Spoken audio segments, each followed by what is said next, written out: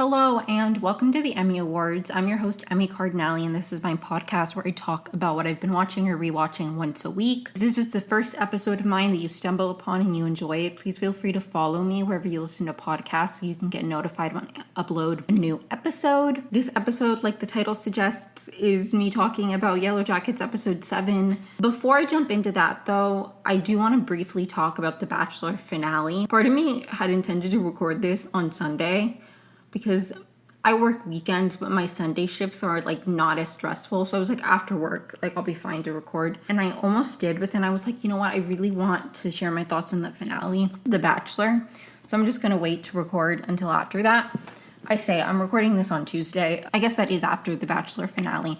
I work evenings, so I got off work at 11, then I watched the Bachelor finale. I just was like, I don't have the energy to record a podcast now, which is why I'm recording on Tuesday.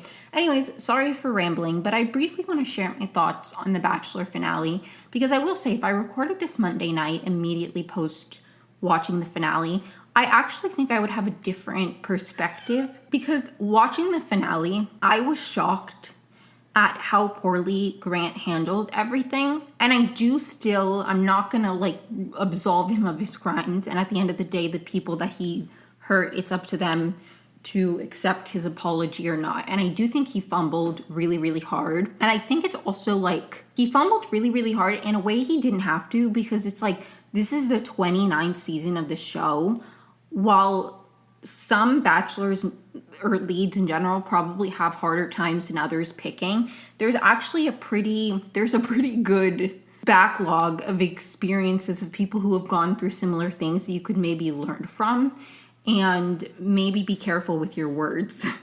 I feel would be really an important lesson. And I do think that the way he communicated to Latia was not okay, or not ending up with her. He should have just been more reserved with his words. I miss the era of The Bachelor when it was a big deal to say I love you to anybody. It used to be an unspoken thing that you only said that after, at the final rose ceremony when you decided that person was your person. Ben Higgins said it, and then he said it to both women, and it kind of opened the floodgates, and now people just say it willy-nilly. Sorry if you hear my cat meowing in the background. I don't know. I do think that Grant... I think, honestly, where it loses me is...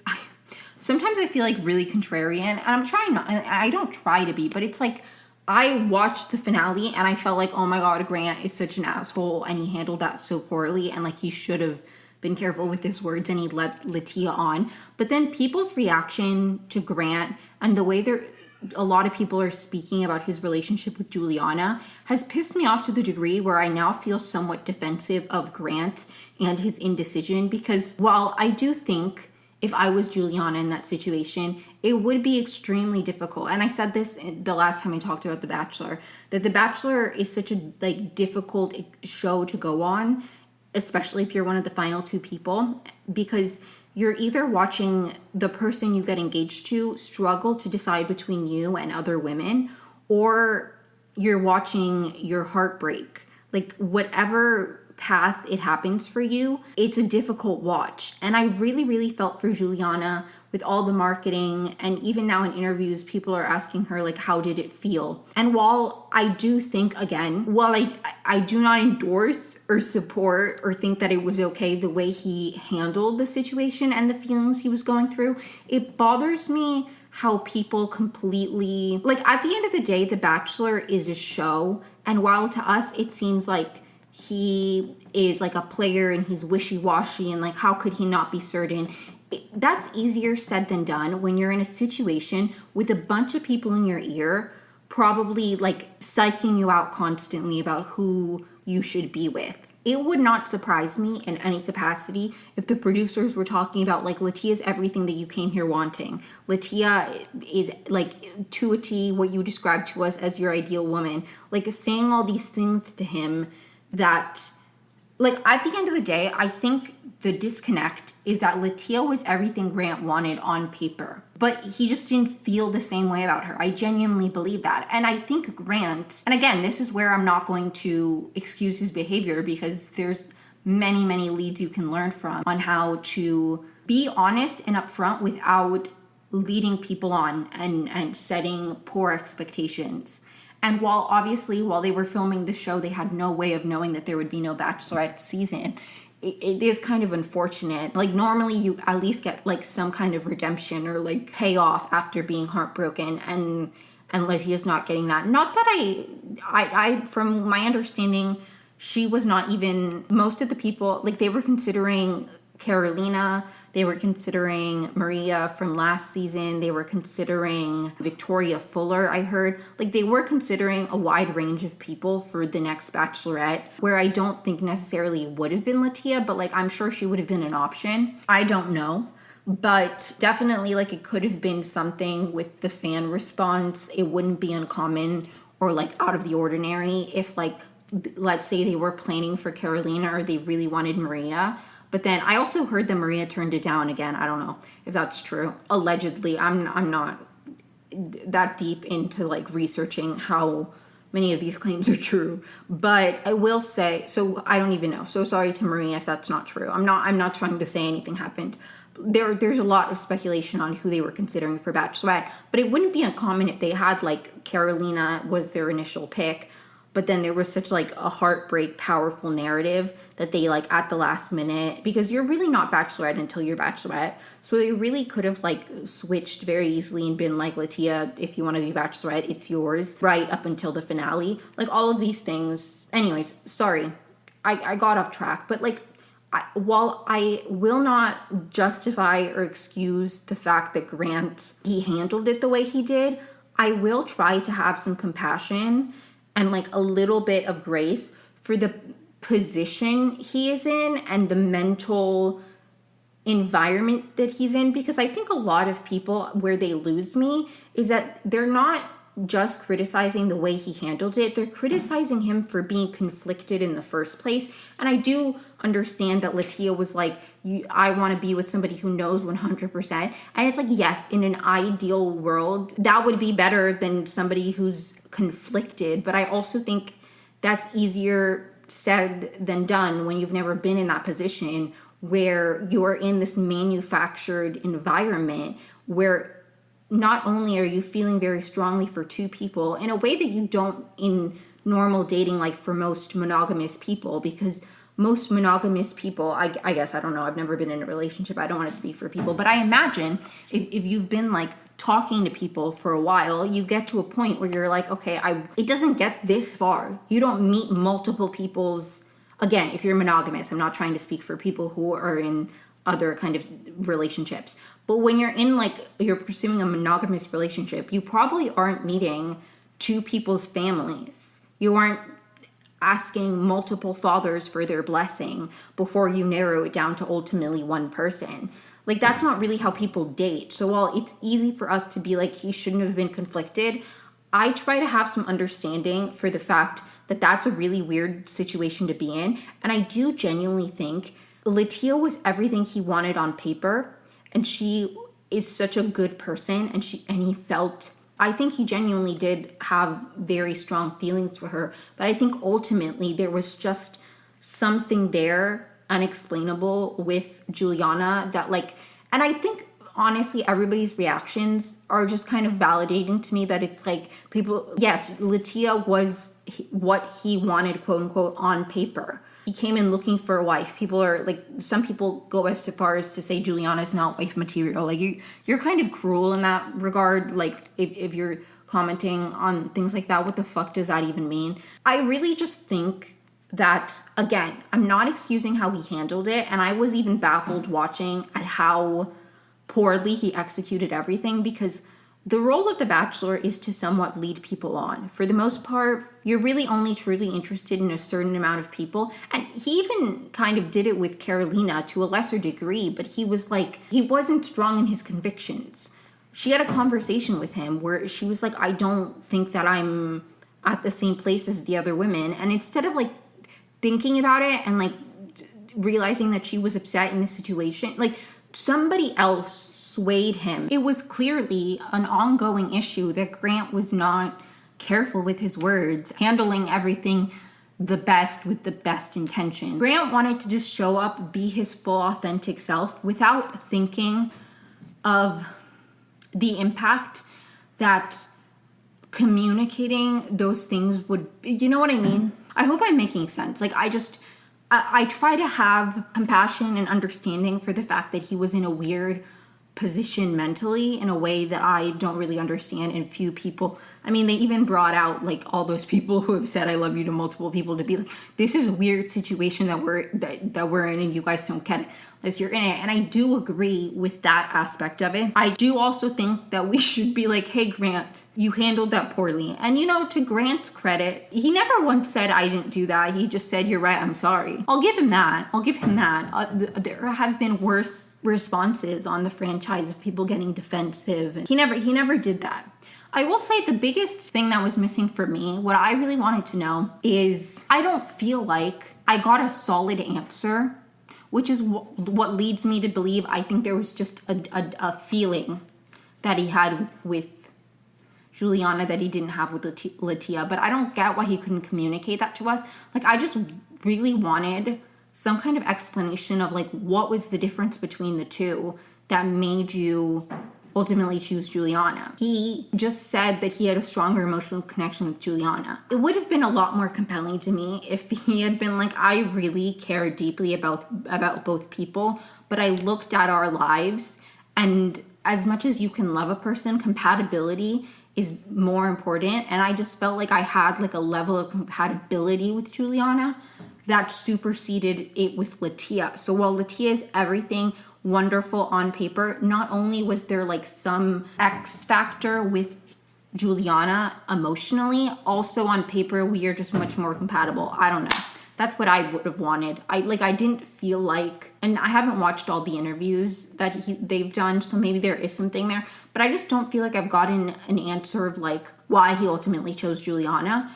And maybe he doesn't like want to get into the weeds of that because he doesn't want to at all. And I do understand, because even like Juliana has said that she hasn't watched it, and I respect that decision. So like maybe he's just not trying to harp on it because it's been difficult for her, which I imagine it is. So he probably, I hope for the health of their relationship, genuinely, that they had like, even if she doesn't watch it back, that they had like sincere conversations and they like worked through it. Because from other Bachelor relationships that I have followed, I do know that that kind of stuff, like what you said to other people, what happened in fantasy suites, if you're not like open and communicative about it, and you like get to a point where you're both like okay with everything, and like you're as a couple, especially if you're the lead, like I think making sure that you're protecting whoever you ended up with, like their feelings, because there's always going to be questions about like the other person that they were between, especially in a situation like this where it's super close. I think the way Grant's been handling it, of being like, no, I knew, kind of trying to dispute the narrative, is good in terms of like not wanting to entertain this like I was really torn, because I do think that that could be really like hurtful to the person that you're currently with. I don't know. I don't know if it made any sense. I just want to like have some nuance, because yes, he handled it horribly. I'm not going to say that he should have like told Juliana everything he did. I think it's an ongoing issue of Grant's, that specifically in this journey, I don't want to speak to how he is in his day-to-day life, but I do not think he went into it with like a consciousness and an awareness of like the consequences of certain things. Like I think he was just trying to say how he felt. I think he compartmentalized a little bit too much. And it was too much like this is how he felt in this relationship, so he was just saying that without thinking of like the greater implications of like, if this isn't my person, maybe I shouldn't be saying these things to them. And so I do think that's an ongoing issue that Grant had. But I also want to try to have some kind of nuance and compassion for the fact that it's like a really, really fucked up environment where I'm sure the producers are like trying to get into his head and convincing him that Latia is actually really, really good for him. They're definitely telling Latia, oh, you're definitely getting engaged. Like, it's not like you're just in a vacuum and everything plays out. There's people feeding things into your ears that I do think is important to recognize. Again, not taking agency from Grant in the way he handled certain things and the words he'd said, because I think he could have done it significantly differently. And there are many leads who know who they're going to end up with, or even if they don't, they are just more conscious about it, I guess. So that's my little spiel about The Bachelor. I really wanted to say that before I jumped into my thoughts on the Yellowjackets episode, because I don't know. I was pissed at Grant after watching it, but I feel like people take things too far. And we need to have, or at least I like to have, some kind of like nuance and compassion and understanding. And I also genuinely, for any relationship that comes out of reality TV, I mean, not any, because if they feel like they're toxic, I'm not going to be rooting for them to succeed. I'm going to be rooting for it to end up whatever is healthiest for the people involved. But Juliana and Grant seem like a good match. They seem happy together. I'm not going to root against their happiness. There have been successful leads who got engaged to other people. At the end, they chose somebody else. They went back on that decision, and now they're happily married with their quote-unquote runner-up. I don't think it's always like a death sentence in this franchise, because I do think the record shows that there is a level of like mindfuckery that goes on where you sometimes pick the person that you think is best like on paper because of the experience you're going through versus the person that your heart's telling you. So I think if anything, we should be happy, because I personally think if he had picked Latia, part of him would have been like, I think I'm better with Juliana. I think this is again, handled horribly, but I do think it's better this way than him having like broken off the engagement. That's just my perspective. I wish them happiness, blessings. I hope they enjoy their life in Boston. Genuinely, I'm wishing them nothing but the best. Grant handled things horribly, but I think he would at least recognize that. So who am I going to harp? I'm not going to harp on him. Okay, there have been worse people in the franchise. Anyways, moving on to Yellowjackets episode 7. So I'm going to start actually with the teen timeline, and then I'll end with the adult timeline. So the episode opens with like frog scientists, which I did mention in my last podcast, that I knew that the researcher people that came across them were going to be frog scientists because of an interview that one of the creators of the show did. And I have to say, nothing against them, but I think we got a little bit too much backstory at the beginning. Like, it was so many scenes of them back to back to back to back that I didn't care for. I feel like the first scene where we opened up and we hear the frogs like yelling, which are the sounds that the girls have been hearing, and then we see them like recording them. Obviously, we learn a little bit. I think that scene and then the tent scene where they break the phone were really all we would have needed. Like, there were two scenes in between. One was short of Kodak just being like, oh, it's gonna rain, which then gave context for the tent, which I guess was fine. But there was a whole second scene that genuinely, in my opinion, was so unnecessary. Like, maybe there's gonna be, nothing in Yellowjackets is unimportant. So like, maybe when the season's over, there'll be something that they said in that scene that I will look back on and be like, oh, that actually was important. But it pissed me off, so I'm not gonna talk about it right now. Sorry if that bothers you. Also, I just want to say, if this is the first Yellowjackets episode of mine that you're tuning into, I'm not doing formatted recaps where I go scene by scene. I'm just kind of like shooting the shit about the episode, because I am going to do a deep dive recap at the end of the season where I go like scene by scene and track the narrative arc of the season. And I'm going to do that all in one episode in like a deep dive format, because that's what I did for seasons 1 and 2. So I am covering it as the season goes on, because I want to track my thoughts as it's airing, which I've actually really enjoyed, because I feel like things I've said then like I'm surprised, I'm proven right. Like, I'm enjoying tracking my theories. Like, I have some ideas about like Akila's death and that being a turning point for Travis. I'm excited to see if that happens. Anyways, so I'm excited. I'm excited to cover this, but just in my deep dive, I will talk about what happened with the frog scientists at the beginning of the episode, like that scene that I said was irrelevant. I'll talk about it, because maybe it won't be irrelevant. But right now, I don't want to talk about the frog scientists in any more depth. So I'm moving on. I will say I really liked Hannah, and there was a moment that she was like crying over the sounds of the frogs. I really like Hannah. I do. The scene I mentioned earlier that was important, they're like in a tent because it's raining, and they have a phone. And apparently it's like also Hannah, and then it's There's 3 people. We only saw 2 at the end of the last episode, but there's Kodak, Hannah, and then Edwin. Kodak and Hannah, like, do some kind of drug. I think it's weed. I don't really know. But they're, like, high, and they accidentally break this phone that they have, which apparently, because when I first watched it, I wasn't paying attention to all the details, but, like, Edwin says, because Hannah jokes about calling Miss Cleo, Edwin is like, that will be, like, half of our budget. Like, one call is half of our budget. It's only for emergencies. Which gave me some more context, because while I figured it wasn't like, I mean, the phone breaks anyway, so it's not like that's a lifeline that the Yellowjackets then have at all. But when I was watching it at first, I was like, there's cell reception out here? What do you mean? This is like the 90s. I don't know anything about the 90s. I'm so sorry to the 90s. But anyway, they break the phone. I think those are really the only 2, like, learning about, and even in the tent, we get some background of, like, the last group. Maybe they said that at another point. I just think that it went on for a little bit too long. My opinion.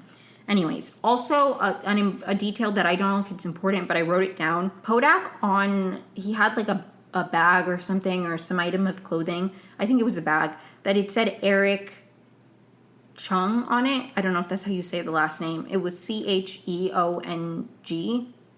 Anyways, it wasn't his name. I don't know if that guy's going to come up later, this Eric fellow, but I wrote down his name just in case. Also, something I didn't love about the frog scientist segment is the weird time cards of, like, 2 days before, 1 day before. I didn't like that. We should have just, like, had a few scenes of them. Like, it could have all been the same day or something. I don't know. What do you mean 3 days before? Like, I didn't like the weird countdown. I think the day would have been fine, but I think they could have also figured it out based off of, like, their clothing, or like I don't know. I didn't like all of the, like, buildup of, like, this happened 2 days ago. Minor details, so sorry to complain. I won't be so complaining the rest of this episode. Just the frog scientist thing bothered me a little bit, but let me move on. They smell barbecue, Edwin specifically, which is so unserious. I loved this scene when the 3 of them approached the girls. It was such a, like, it was shot so well, because the way that the campsite, we've seen it, it's not like drastically different in the way that a lot of people theorized it was going to be. Like, they were living in, like, nothing was real that they had imagined. Like, they were just, that the setup wasn't actually going to look like that. But I will say the way that they shot it and how small it looked, like the perspective, how far they were from the girls, and how insular, anyways, it was shot so beautifully, because I feel like it feels a lot grander. And I don't think it was them trying to be like, oh, it's all in their head, but it's just really establishing that these people are, like, outsiders, and there's this, like, little community that they have. It was shot beautifully. They stumble upon them. We see, again, now from a different perspective. As they're approaching, Hannah starts recording, so we get confirmation that that's what was on the tape. And we see the scene, but from, like, a different shot, from a different perspective, of Edwin saying, what the fuck, as soon as he sees Coach Ben's head. An interesting thing is, immediately after he says, what the fuck, Van says, we're going home. Which, like, are you? I mean, you're not, but, like, anyways. It cuts to the theme song. And then Lottie hits the guy over the head with an axe. And, like, I can hear you now, all you Lottie haters being like, Lottie's evil, Lottie killed their only chance of being rescued. Like, can we put things into perspective? Well, yes, maybe there's some kind of rational conversation these girls could have had. Even Misty tried to be like, he died of natural causes. Like, they were trying to, like, I'm sure they could have, like, had some kind of conversation. But it's also not like, oh, they stumbled upon them and they were like, we're here to rescue you, and Lottie killed them. He was, like, disgusted by, like, I'm not saying he shouldn't have been, but, like, he saw Coach Ben's head. He was like, what the fuck? Nobody knew what to do. Everybody was kind of just standing there like, what the fuck does this mean? And while, again, of course, Lottie should not have killed the man. One, she's in psychosis. She has no sense of reality, which, not to get all emotional about Lottie, but genuinely, like, the fact that so many people after this episode were like, that's it, I always hated Lottie, like, how could anybody like Lottie anymore? This episode made me have, I mean, I've always loved Lottie, and I try very much to view the characters compassionately, but, like, genuinely, this episode made me really sad for Lottie. And it made me, because of the whole way, again, horrible thing that she did, but like the whole way she reacts after, and when like they don't, like she's like, no, like, oh God, I'll get to it. But like it genuinely made me have so much love and compassion in my heart for Lottie, because she truly thought that she was protecting them. I'm not saying that that's good or that's right or that makes killing that man a good thing she did, but I do have compassion for how far gone she is. That, like, I don't know. I'll get more into it, but I had a lot of compassion for Lottie this episode, while also, of course, thinking that her behavior is not acceptable. There is also, I would like to say, there is a reason that insanity is a defense in the court of law, because society recognizes that there are moments where people do violent things when they're not in their right mind, and there is a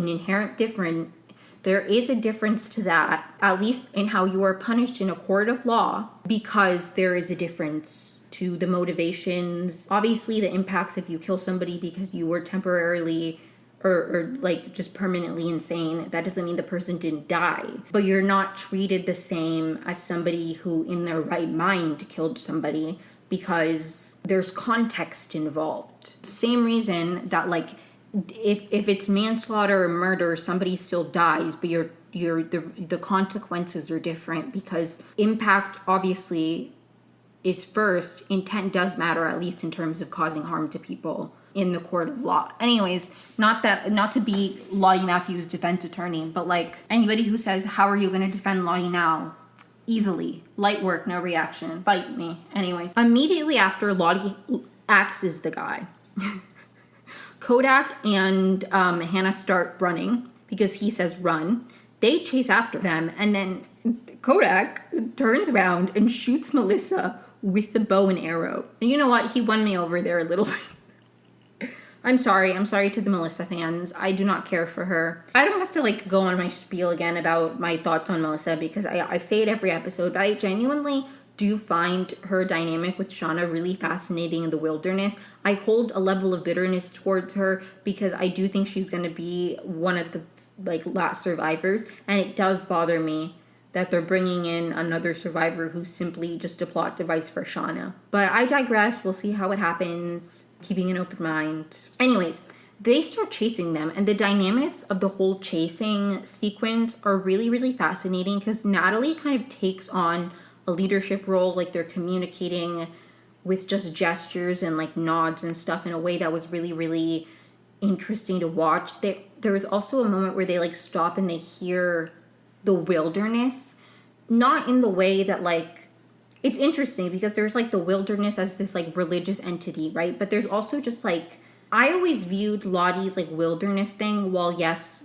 it devolves into very harmful things. I think like many forms of religion, like I think the whole wilderness thing is a very interesting concept, because I think it's a really interesting representation of religion, because not everything about the wilderness was like inherently bad. Like Lottie was like, listen to your surroundings, be present. You know, like there are good things about this wilderness thing, about Lottie teaching them to be mindful. Like mindfulness is a very helpful therapeutic technique when you're going through a traumatic, triggering, anxiety-inducing situation. At least from my experience, mindfulness is really helpful to keep you present and grounded. So like not everything that Lottie was trying to do was inherently bad, in the way that a lot of religions, while they can be like religion and spirituality can be weaponized to cause harm, it can also be a beautiful, wonderful thing. And I think there's, anyways, not to devolve into like a whole, but the chase scene was really interesting in terms of the dynamics, how they ended up splitting up. All of those things were really, really interesting to watch. Anyways, let me just keep going. They split up into like various mini groups. Hannah's hair gets caught on a branch, and eventually Shauna picks it up. And as soon as her hair was on that branch, I was like, this is the beginning of the hair on the Antler Queen costume that we have been building up to. I was like, that is exactly the start of it. I figured it out. Not that other people didn't, but Ty and Van had like split up, and they come across the tent that we had seen them in at the beginning of the episode, like the frog scientist tent, and they find the phone. And I found this really interesting because, and I said this last time, but Van is a very interesting character because I feel like I don't understand her motivations. I think I understand teen Van more than I understand adult Van, and I think, again, part of that is just because we don't have much of adult Van. But, like, Van in the wilderness, I think, honestly, and maybe this is not everybody's interpretation of Van, but I think Van, at the end of the day, is a very survival-minded person. And so in the wilderness, having this hope, this entity, this explanation for things helped them survive. It allowed them to keep going instead of just like, no hate to her, because I would be the exact same way. But I think Jackie lost hope. Like, Jackie didn't have a will to keep going. I think Van clinging to this wilderness thing, I think it was because there was something that was keeping them going. So I think when she sees the frog scientist, she's like, this is a way to get us home back to civilization where we could, like, we're barely going to survive in the winter here. Like, it's interesting because some of them, I think Lottie specifically, like, everybody has their own, and even Shauna has their own, like, connection to the wilderness and, like, desire to be there. And I think Van's desire to embrace the wilderness stuff was more out of, like, what's going to get me through the days. And as soon as she sees an out from this situation to a more ideal one, like, I think at the end of the day, Van is just very, like, survival minded in a way that's, like, really productive, and in a way that I also think is similar to Natalie. Different motivations, because I think Natalie was more like, I mean, even when she became a leader, she was a little bit more like, this is giving people hope, where in season 2 she was like, we don't need to give people hope. I think, not we don't need to give people hope. She didn't want false hope. I think a big turning point for Natalie was the escaping the hunt and Hobby dying. I do think after that, she understood somewhat the idea of, like, hope, because if not, they wouldn't have, like, I don't know. I think that changed Natalie's perspective a little bit on the wilderness stuff. I don't think she believed in it, but I think she saw its value for the first time, because she saw, like, the horrifying reality of the situation and the fact that she let Hobby die in her place. And she saw how the rationalizing it, the justifying it, was keeping them alive. Anyways, I keep going on all these tangents, but I think that's the fun of talking about the show in this kind of less formatted way. But anyways, all this to say, Van, when she sees the phone, she tries to call. She wants to call her mom. She wants to go home. Ty's like, these are supplies that we can take with us. And Van's like, we don't need the supplies. We need to find them so we can go home. And that was really interesting to me, because it's like Van seemed like a very true believer in the wilderness. And I think this was a very illuminating episode for me in my view of Van, because I now understand that I think for Van, it was like a means to an end, and that end was survival. It was kind of like Van from the beginning saw what Natalie was then able to see after Hobby's death, of, like, the importance of hope and remaining positive and making, you know, like, of an outlook, of a positive outlook, of not being defeatist, and how important that is to surviving. Anyways, I really appreciated that. Akilah and Travis they go off, and Akilah, I really loved this dynamic, because Akilah's like, Lottie had to have some reason. Akilah is really, and it's so interesting and very crazy to think that if they had never gone after, like, everything obviously in the world is, like, cause and effect, and, like, this leads to that, and, like, a domino falls, and then suddenly there's an earthquake, or a butterfly flaps its wings, and then whatever the phrase is. I know it's not a domino falls. I was just thinking of that meme of, like, the tiny domino, and then people but it's, like, it's really interesting to think if, like, Mari had never run out, and she hadn't and therefore fallen in, and Coach Ben hadn't found her, and then she hadn't ratted Coach Ben out, they would have never gone to the caves. And if they never went to the caves, Akilah would have never connected to the entity or whatever through the fumes, and she wouldn't have, like, so many things happened because of Coach Ben and Mari running away and everything. Anyways, so what was I even saying? Oh, Akilah really, really, like, I think Akilah can't admit to herself not in a like, that sounded so judgmental, but like I think Akila's having a hard time facing this idea that Lottie doesn't have a point, that there isn't like a deeper meaning. While the Vans and the Natalies are able to maybe not believe in it wholeheartedly, but see the value it provides and like dabble in it while still remaining like having a perspective of like, I don't know if it's real, but if it is, it gives people hope. So like, let me not completely dismiss it because it's not helpful to take away people's hope. I think Akila is somebody who needs that hope, and I think it's especially sad because I don't think Akila, she wasn't seeking it. She didn't really want to have to place her hope on that. She had the things that she was doing to keep things functioning the way they needed to. She wasn't thinking anymore, seemingly. I don't want to read into Akila's motivations, but like, I think Akila was very much thinking about like just the tasks she had that were providing for this community that they were maintaining and the way that they were surviving in the present. I think Akila wasn't allowing herself to think about getting back anymore. And I think the connection to the caves and feeling connected to home through these visions and the hope she had and she has because of that, I don't think she's ready to let it go. And so I think she's trying to be like, Lottie's not crazy. Like, there's no way Lottie's crazy. Like, she had to have had a reason.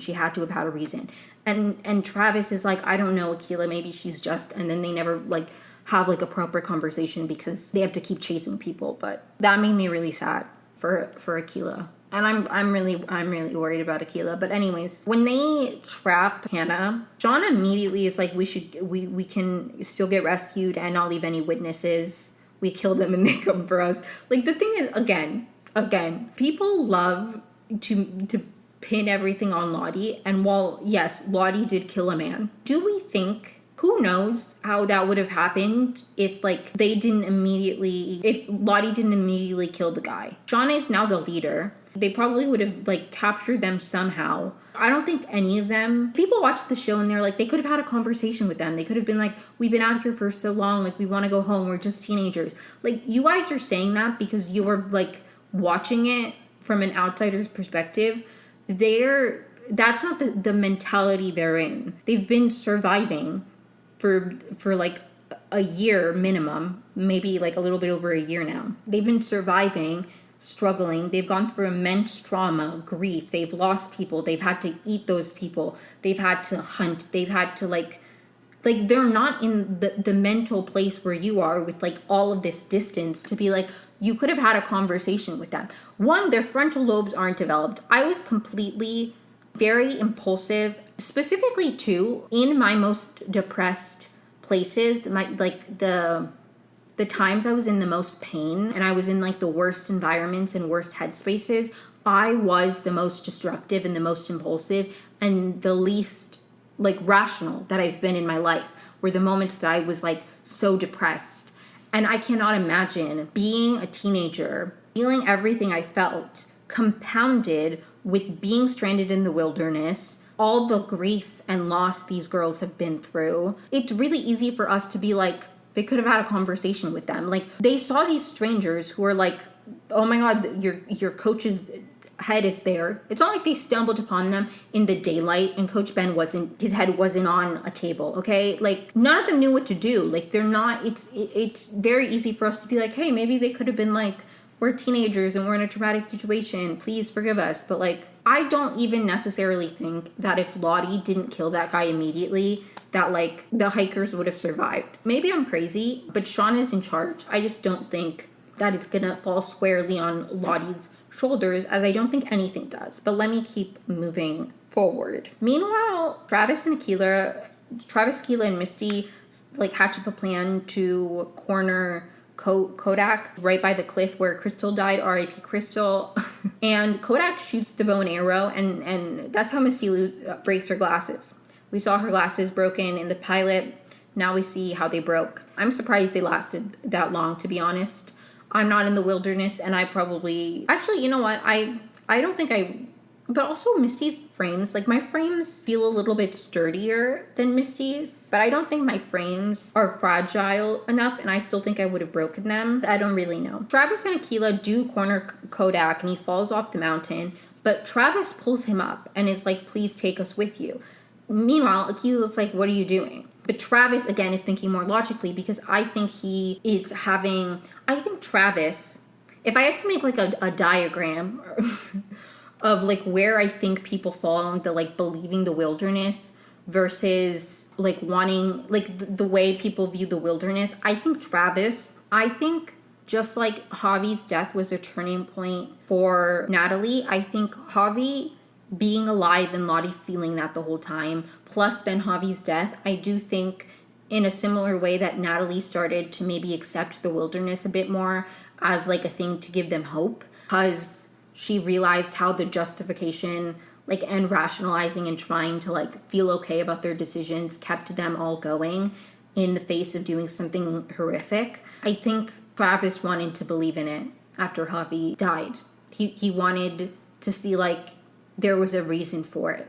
But he wasn't from the beginning, like, Lottie, like, I think he didn't have, he believed in it. He was there listening to Lottie. Again, I think because it was so tied to Javi, and Natalie was trying to strip him of hope that she didn't think, because she thought it was false hope. She thought there was no way Javi was alive, so there was no point in him wishing that Javi, like expecting Javi to come back. Lottie gave Travis hope, and that's when he kind of started to believe in the wilderness a little bit. But again, I said this early on, I do think him finding out her history, her medical history, did impact the way he views, and the bad trip, and then like him now seeing the impact it's having on Akilah and the way she's like really falling into it and needing to believe it. I think he's kind of on the outside of it, and I think this like decision, when Akilah is kind of like, why are we protecting this guy,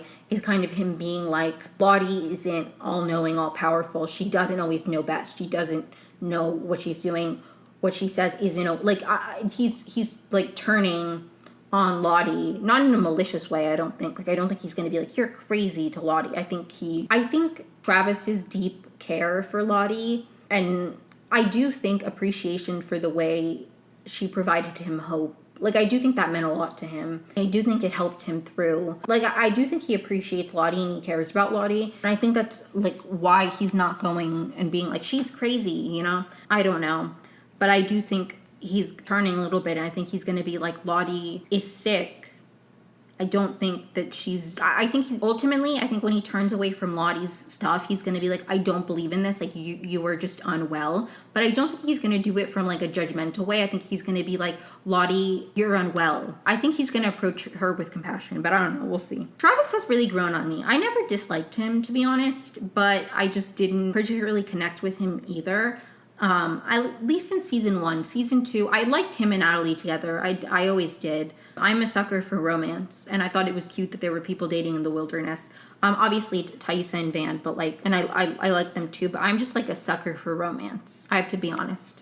The next morning, I'm not sure if I mentioned this, but Lottie, as soon as she like asked the guy, she started like messing with his head and like literally, not like psychologically. She started like rubbing the blood all over her and like speaking to him, and this is why I had a lot of compassion for Lottie, because like she was like, you'll see, and like it makes me sad. It made me really sad that Lottie has been trying so hard this season to hear it again, and she thought that the blood of this outsider would help her. And she thought that it was the right thing to do. Like, I don't understand how anybody watched this episode and didn't see the way that Lottie felt about that. Like, the way Lottie talked about it and the way she thought the others would view it. And, like, they don't have compassion for her. Like, I feel like people just focus so much on the behaviors and, like, the output, like, the consequences, the things that actually happen. And they don't think about like the motivations and like the environment and the like cause. Like, people only view the show in the effect. They're like, Lottie killed the guy. It's like, Yes, and she shouldn't have done that. But like, how do you watch her kill this guy and think that this is what needed to be done for the sake of this entity and not have some kind of like compassion for the fact that she is not connected to reality right now? And again, I don't think we understand. It's so easy for us to be like, logically they should have done this, but when your brain is so distorted by like the survival instincts that you've been in for a year, compounded with the each individual thing everybody's going through. Like Shauna, people criticize Shauna's reaction to things all the time, but it's like everything she's gone through on top of this situation. Like imagine Lottie began to have these visions that she hadn't had since she was a child, and they gave her a purpose. They gave her meaning. All these girls bought into it. I don't understand. Like, maybe I'm a Lottie apologist, but I have a lot of compassion for her because, like, what do you mean they, like, made her into this prophet of sorts to the point where they sent her out into the wilderness without any gun because they thought she had some kind of divine power to just have animals rise from the dead in the fucking wilderness in the winter to give them food. She almost died. Shauna beat her to, like, a bloody pulp. And Lottie did that, like, genuinely because she cared about Shauna, and she could tell that Shauna was in like, a deep state of grief. Like, Lottie, while she does a lot of really fucked up things, she axed that guy, and then she was so surprised that it wasn't, like, the right thing to do. And to me, that's, like, deeply sad, and I have compassion for that. And as I said earlier, insanity is a defense in the court of law because the context of a crime, of a death, matters. It doesn't take away the fact that somebody died. It doesn't. But there's context behind it, and there is a different way you approach the person who committed the crime, if that makes sense, first of all. Second of all, they're not in, like, a regular society, so, like, she murdered somebody, okay. Like, Lottie, the way, like, they're still struggling to, like, get the arrow out of Melissa's, like, shoulder. And Lottie's like, can I help? And they're like, you've done enough. Mari says, go fuck your blood dirt, Lottie, which pissed me off because Mari, as I've said on this podcast, really got on my nerves. I like Mari. I do. I really enjoyed her this season specifically. But Mari, like, always believed in Lottie to the point that she, like, propped her up to be this, like, mystical creature who could, like, again, just magically conjure food for them in the wilderness in the winter.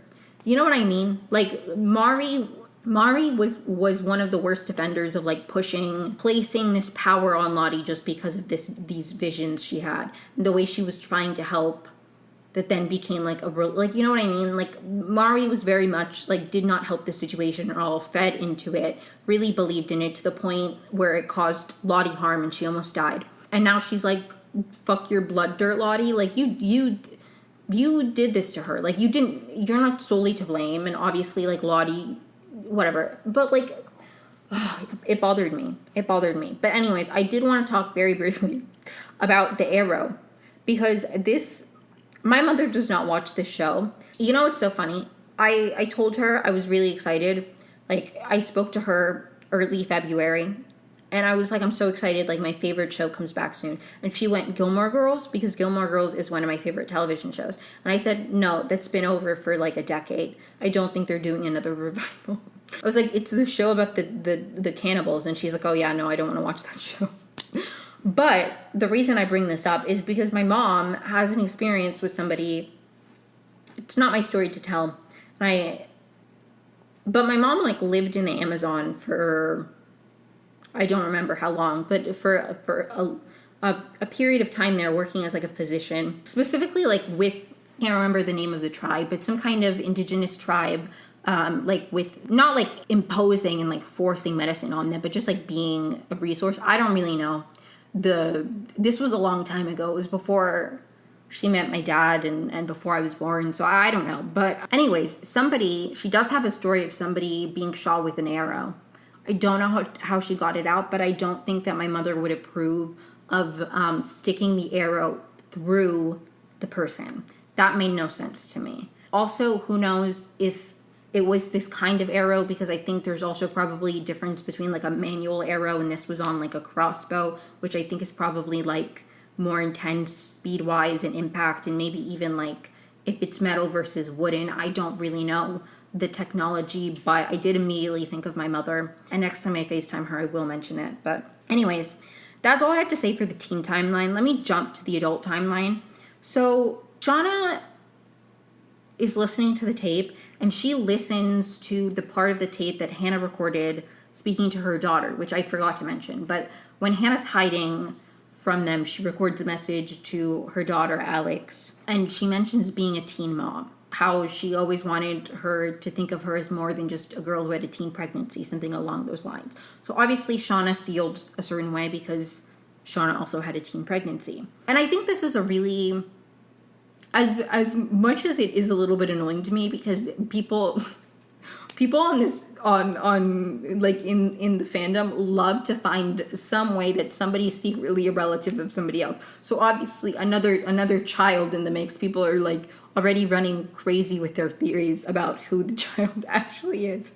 So like that's a little bit annoying, but narratively I do think it's a very interesting dynamic for Shauna. The fact that Hannah is a teen mom and presumably Shauna kills her or is heavily influential in the reason she dies. Like, it is really, like, she's a teen mom who doesn't have her child, and she's also probably going to be responsible for another child not having, like, their mom.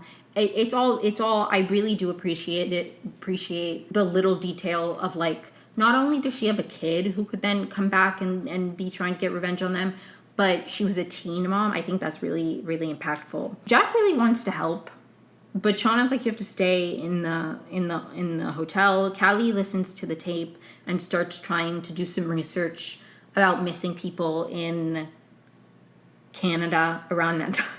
Misty crashes Ty and Van's like hotel room and confronts Ty about meeting up with Lottie. And Ty's basically like, I needed to find out like what that was about. Like, you don't want to believe in this wilderness thing, but like I wanted to have a conversation with her about what she meant about it or whatever.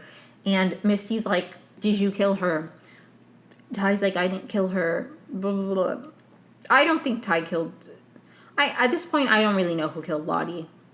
It feels like whatever the ending and whatever the resolution for that's going to be, it's not going to be satisfying, because I've said this many times, but there's like two parallel mysteries in the adult timeline. One is the tape and the connection of the tape, and the other one's Lottie's murder. And like, unless they're connected, the Lottie's murder is going to feel kind of like a B plot in a really frustrating way. So I don't really know at this point. I'm kind of like not invested anymore in the Who Killed Lottie saga, which is tragic for me because Lottie's my favorite character, but I just like, I don't think they're doing it justice. Anyways, again, maybe there'll be a really like satisfying payoff at the end. It's all connected somehow. I don't know. I'm keeping an open mind, but it really feels like Lottie's death is an afterthought. Maybe I'm wrong. Ty reveals to Misty about like the tape, and eventually they go and they confront Shauna about the tape. And my sister made a really, really great point that it would have been so interesting to see Lottie's reaction to the tape, because Lottie very much, like, would she have denied it? How would she rationalize now in the present day the fact that she killed a man with an axe? Like, the beauty of the show is that not only do you see the survival situation, you see the long-term impacts.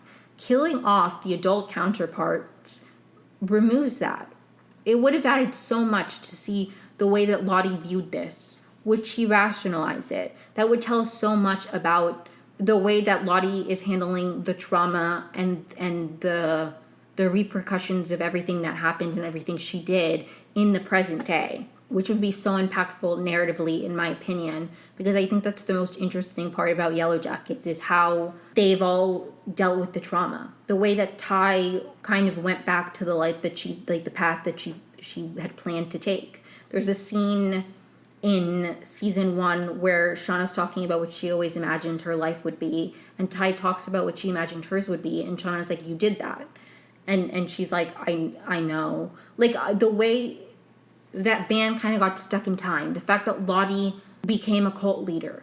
The ways that the trauma lived with them and shaped them into the adults they are is what makes Yellowjackets so interesting. And this is like a great example of a moment that would have been so powerful to see Lottie in the present day, how she reacts to that thing that we just found out she did. But she's dead now. For what reason? Anyways, in the adult timeline, though, they do a road trip, and I did really enjoy this. I like when it's group scenes, like the group dynamic is so interesting to me. Specifically, they're trying to find Hannah's child, Alex. Misty is kind of speaking my language because she's like, it doesn't make sense. Like, somebody not only, like, they brought the tape back, like, what, and it's revealed that Jen and Melissa got close to Hannah out there, but they're both dead, quote unquote. Melissa's not dead. I'm 100% sure Melissa's not dead. Again, I don't want her to be alive, but, like, she's definitely not dead.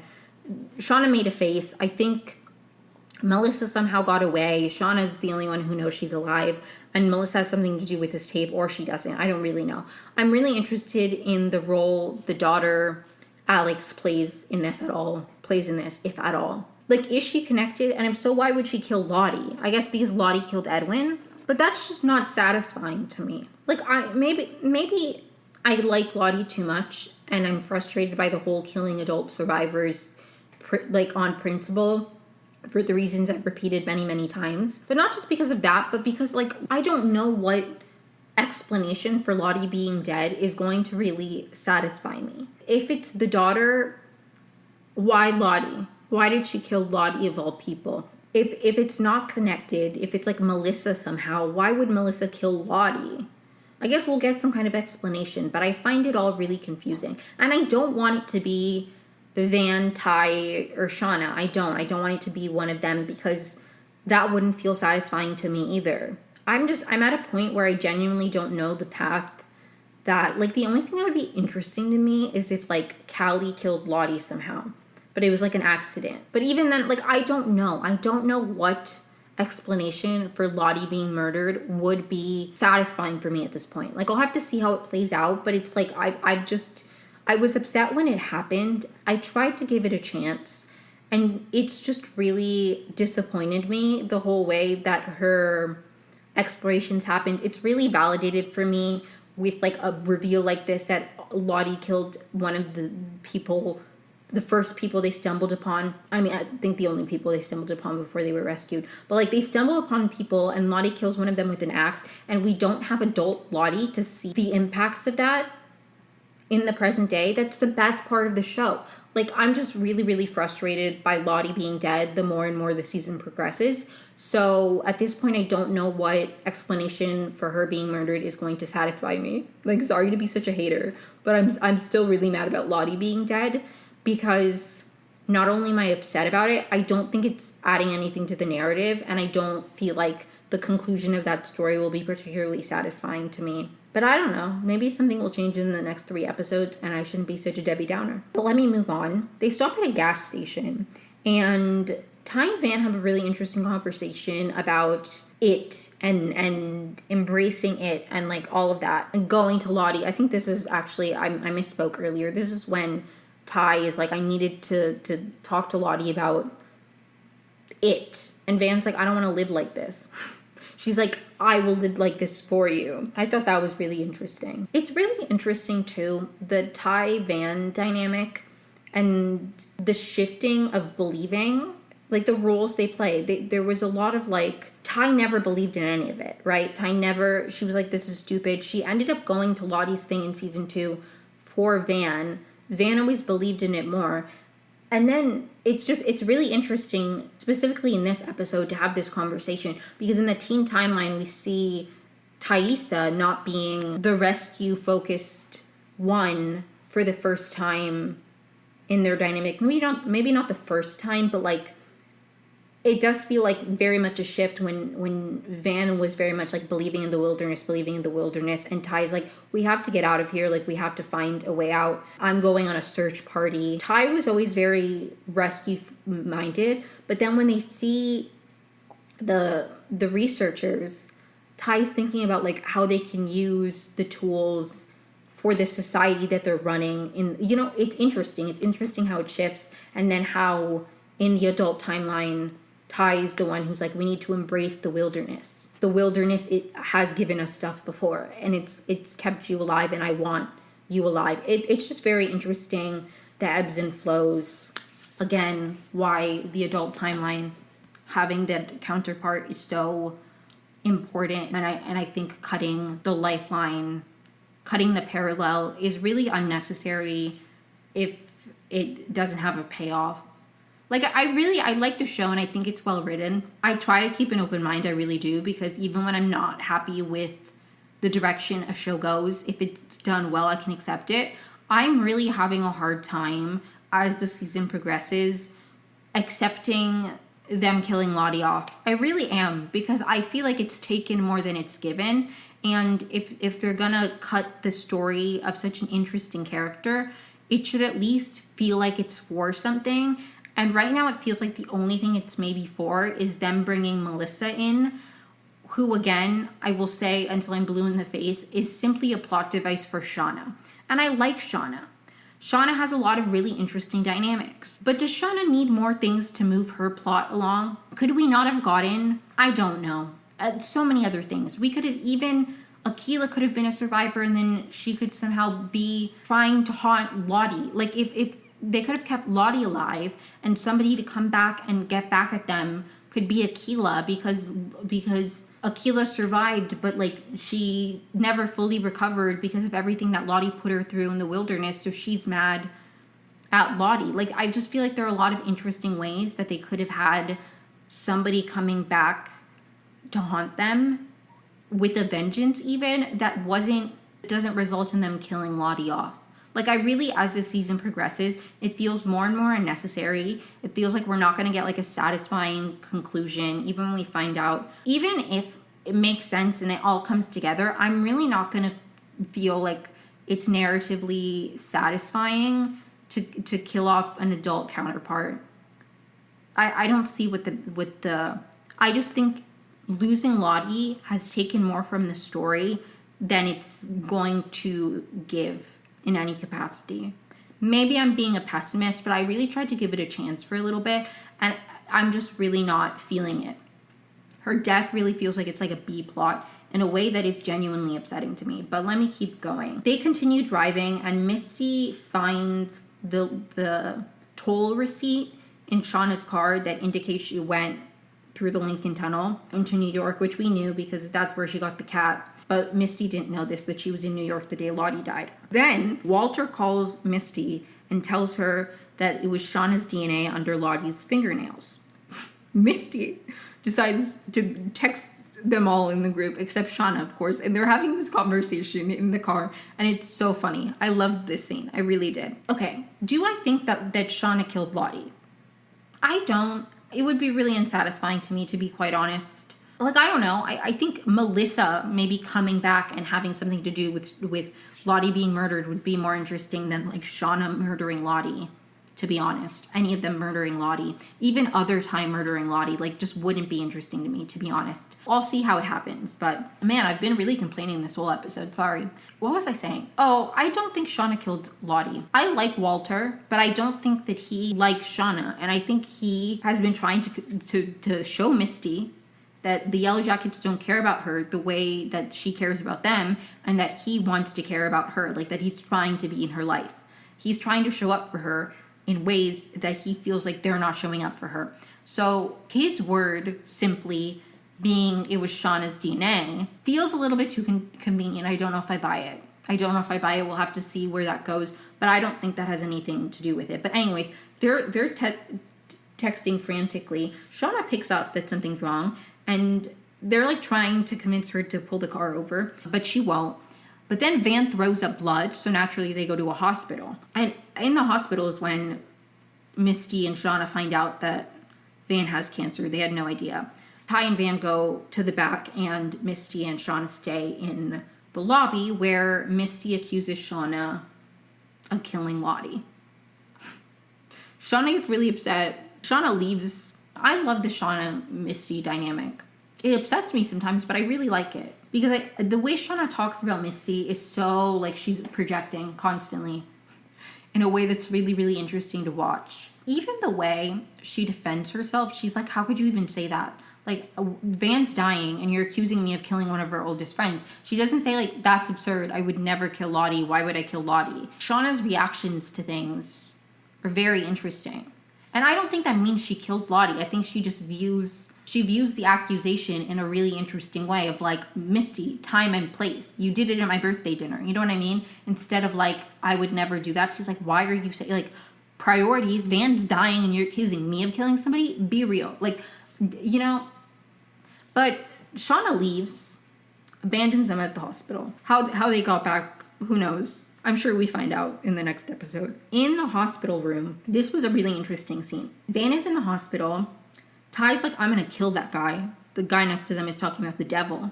He's not wrong. There is a demon in Taissa that they need to exorcise, as I said in my last episode. Ty's like, I'm gonna kill that guy. And Van's like, don't kill him. And she's like, no, figure of speech. She starts hearing Lottie, and then she kind of, like, starts crashing, and it seems like she goes into, like, I don't know, the other side, starting to die, to whatever. She's not in the same reality, I guess, is the way that I perceived the scene, specifically with the context of what Mari said in one of the early episodes in mind of, like, I think there are two realities, and the bad one is always just kind of present, because she hears Lottie, then she sees young Van. They're, like, in the wilderness. Young Van is speaking to adult Van, saying, like, we didn't cheat death, it was an even trade, something along those lines. Then the bed starts burning, and then she's kind of, like, back in the hospital room, but the Ty she's speaking to while she's in this state of, like, almost dying is other Ty, which I thought was really interesting, because it's kind of like other Ty is, like, in a different, like, other Ty being maybe a connection to, like, another reality was really interesting to me. And she's kind of like, maybe, I don't know anything about parallel universes, but maybe the moment she takes over, she's, like, slipping from one universe into another, like one reality to another. I don't know. I thought that was really interesting, that when she's in this state, the Ty she's speaking to is other Ty. And she's like, how long have you been? I need to speak to her. I need to speak to Ty, not you. Like, this weird entity. I thought that was really interesting. I really enjoyed this scene in the hospital. I always love when we see, like, the adult counterparts with the teen counterparts. And I thought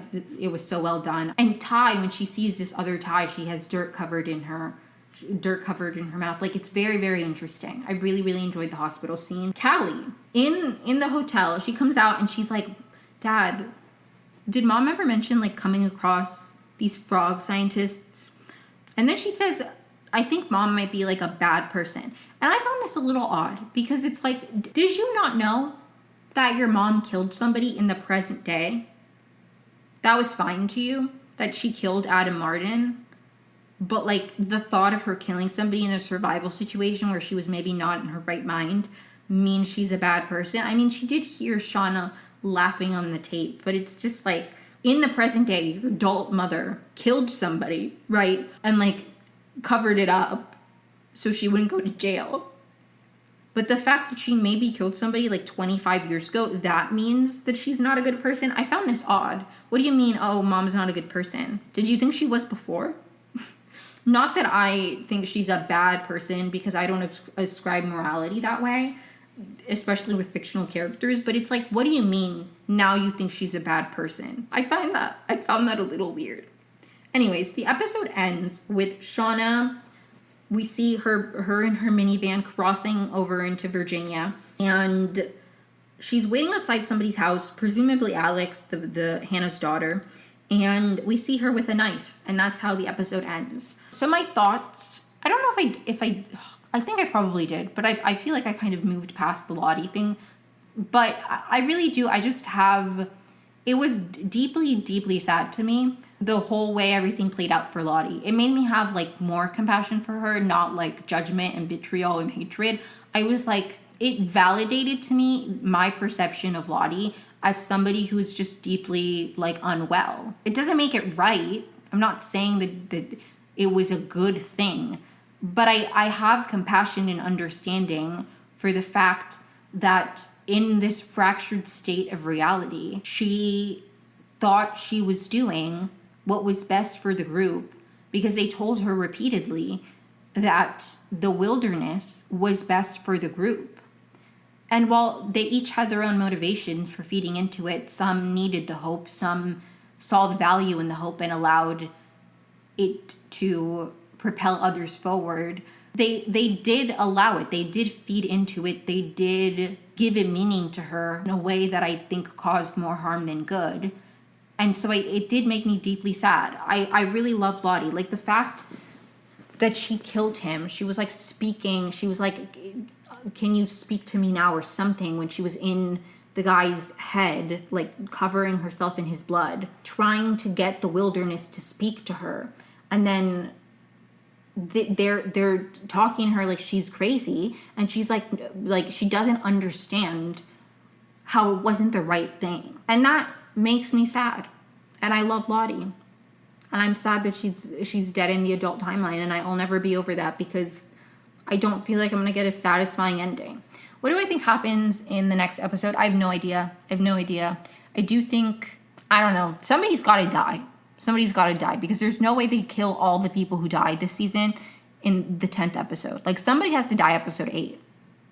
Oh, okay. One thing I do want to say. I said earlier, I don't think Melissa's dead. I stand by that. I do think the description of episode 8 is something about like a new, the surprising return of a player, a former teammate, whatever, Yellowjacket, whatever they call them. Like a former Yellowjacket comes back and it sends Shauna spiraling. I do believe it's Melissa. I do believe Hillary Swank is Melissa. I think that she's not actually dead and Shauna's like the only one who knows. Or maybe she didn't know, but she also like didn't not know. I don't know. I'm excited to see how that whole thing happens, as much as I don't really like Melissa, and I'm not particularly interested in adult Melissa. I am just excited to see how that, like, I am curious why they think she's dead and she's not actually dead. How did that whole thing happen? Is that what Jackie was talking about in the freezer? Well, like the ghost hallucination Jackie, not ghost Jackie, hallucination Jackie was saying to Shauna about what she did when she got back. Is that somehow connected to Melissa? I don't really know. I'm interested to see how it all happens. I'm still upset about Lottie's death, and I'm not getting any happier about the mystery of it all and the way it's moving the plot forward. I can accept a character dying, even if it's painful, if I feel like there's some kind of payoff and it's moving the plot forward. Right now it feels like a B plot, and like the reveal isn't going to be that powerful. And so I'm getting more frustrated. But besides that, I don't know if I have any other predictions. Hope we get another Lottie Nat interaction before the season ends, because I am still delusional and I think that they dated. You know what? There's no such thing as false hope. There's just hope. Me about Lottie Nat. So anyways, I'm excited for the rest of the season. I really am. As much as I complain about the show, I'm going to be really sad when the season's up and then I have to wait another 2 years for more. But I can always rewatch, and I will. I haven't been able to bring myself to rewatch anything from season 2 because seeing adult Lottie just made me too sad.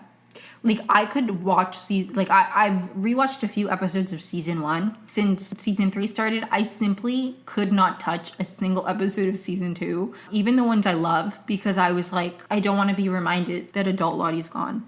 But I think when we get the ending of her story, if you will, with the like conclusion of how she died and that wraps up, I do think maybe I'll enjoy seeing her a bit more and really savor the moments we did get of her when she's really gone. Because she is gone, but we get at least one more episode where Simone Kessel is in that and find out what happened to her. So anyways, excited to see how the rest of the season plays out.